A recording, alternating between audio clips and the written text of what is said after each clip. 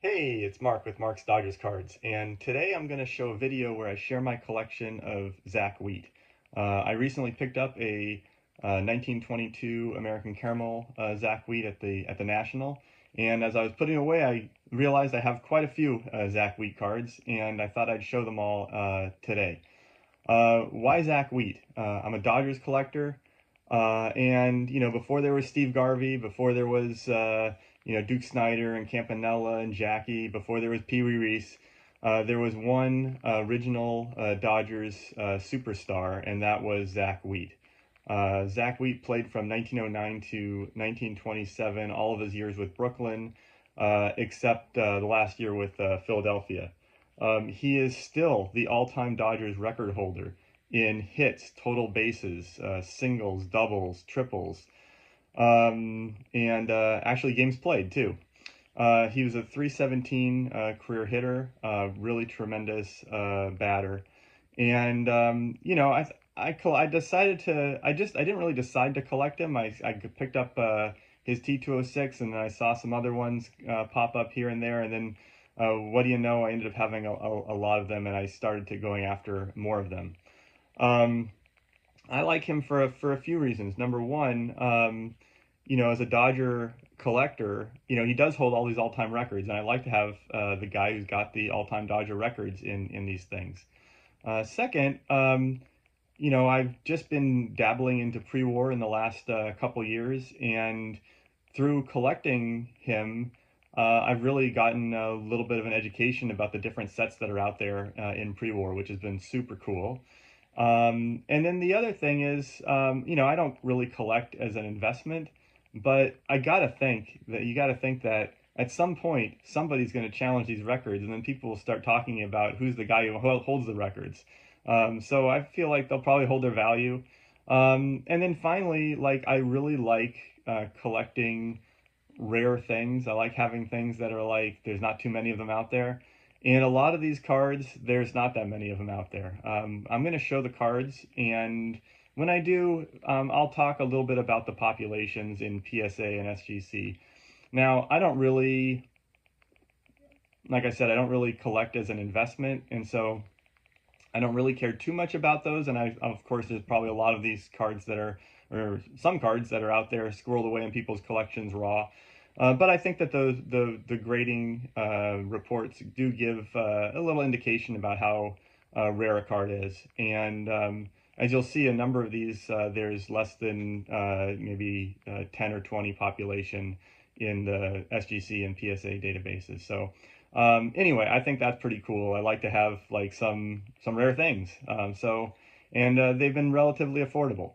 Anyway, I love all these cards. I think it's really a neat collection. I think it's really cool to focus on collecting, single player pre-war, just to try and get a sense of the pre-war card landscape, which is vast. So anyway, enough of blathering about that. I'm going to turn the camera around and I'll show you some Zack Wheat. All right, let's look at some cards. First thing I should say is that this collection is in no way even close to as extensive as the one that was profiled on Dan's Vintage Baseball PC with a collector named Greg, who has an incredible collection of Zack Wheat cards. But anyway, I suggest you check it out. But anyway, here's the first one. This is rookie card, T206, the common Piedmont back. I'm not a back collector, so I'm perfectly good with that. And yeah, here it is, nice clean image, 3.5. The T206 and the T205, there are hundreds graded by PSA and SGC, so I'm not getting into population count there, but that's that one. And just put it there. And then here's my, I've shown this one before. I think this is a very nice example of the T205. Nice clean image. I like the fact that there's not chipping on these borders. And here's the back. All right, this is the 1912 T202 Hassan triple folder in an SGC3.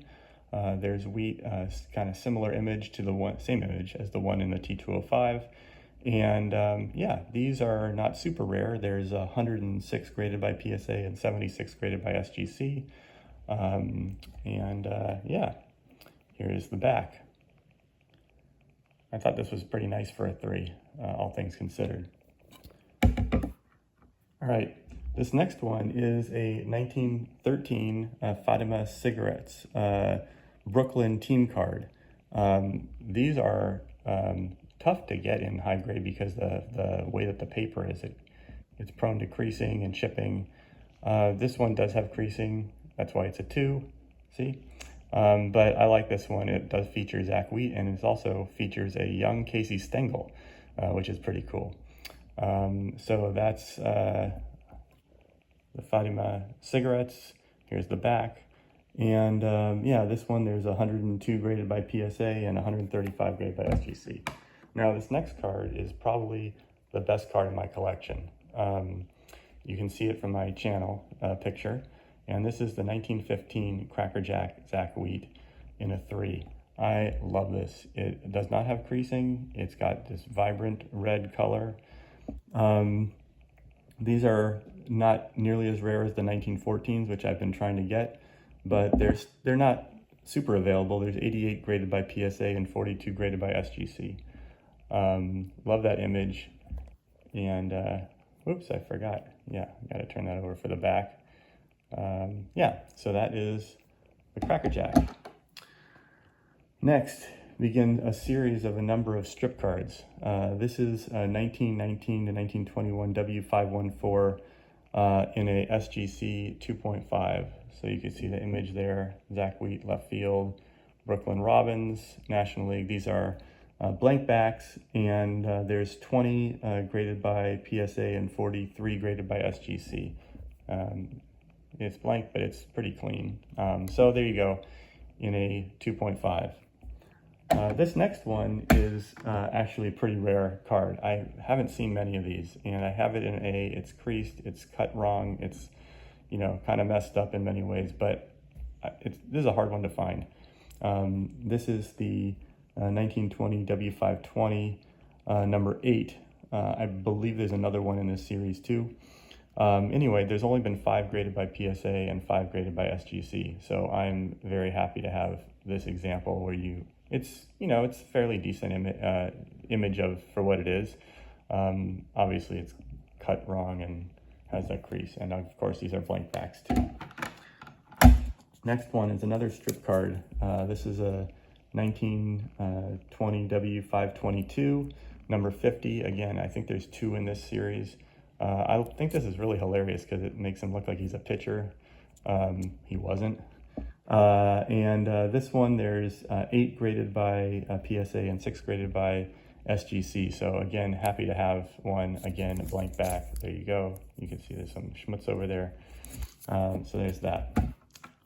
All right, the next one is one of my higher grade ones. This is a 1922 W573 in an SGC 5. I love this image, him following through on the swing. Zack Wheat, outfield, Brooklyn Nationals. Let's see.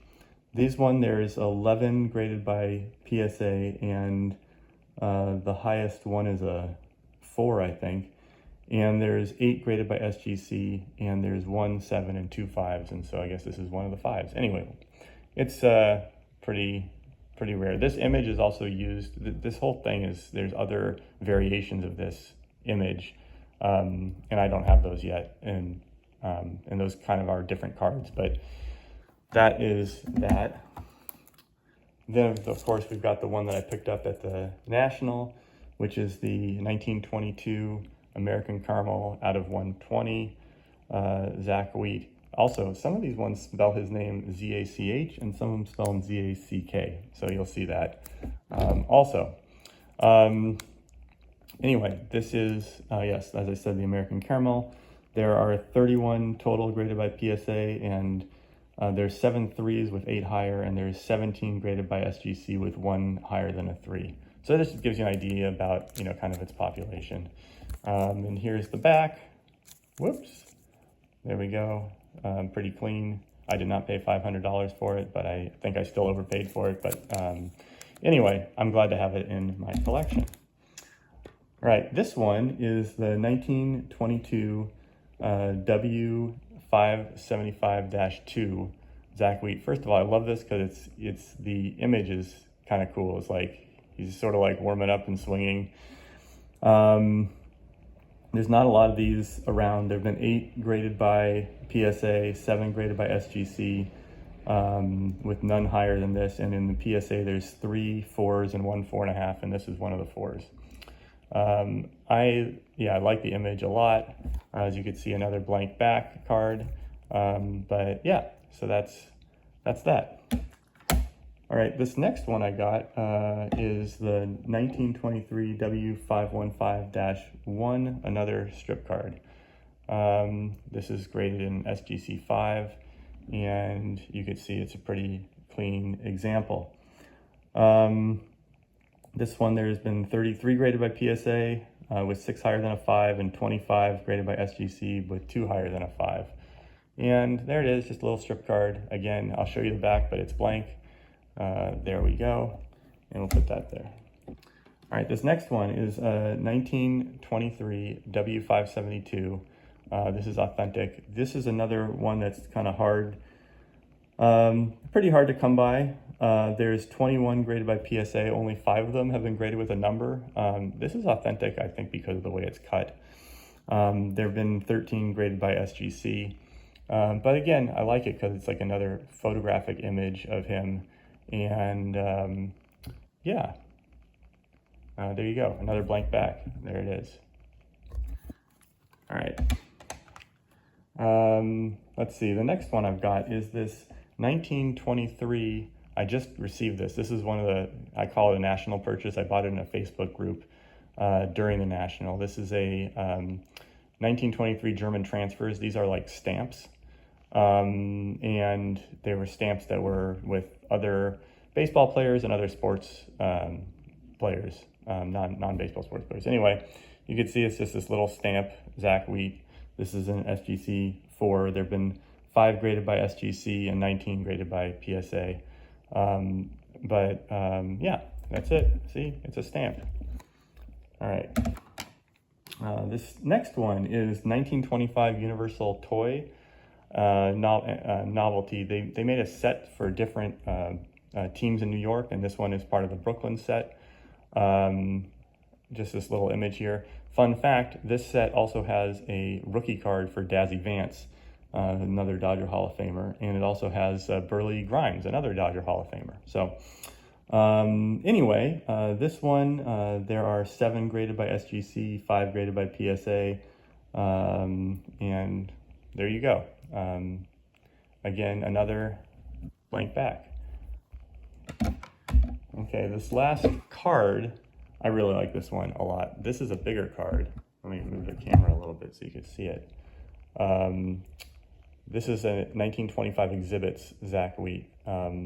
Again, beautiful image on it. There's not too many of these around. There's 7 graded by PSA with 4 higher than a 2. And there are 5 graded by SGC with 2 higher than this one. But yeah, there's several exhibits that I don't have. There's a lot of cards I don't have. I also don't have the 1914 Cracker Jacks. There's Nielsen Chocolates, there's Willard Chocolates, there's a whole bunch of different ones I don't have, but the hunt continues. Anyway, that's that, and you can see the back. I think that's the reason for why it's a 2.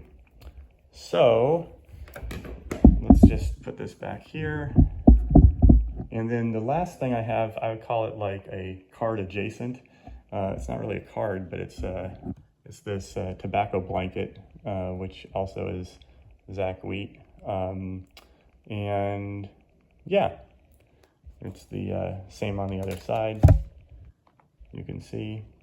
And these are really relatively inexpensive, under 100. I think I got this for like $50 or something like that. But anyway, another cool item to have. So that's my Zack Wheat collection so far.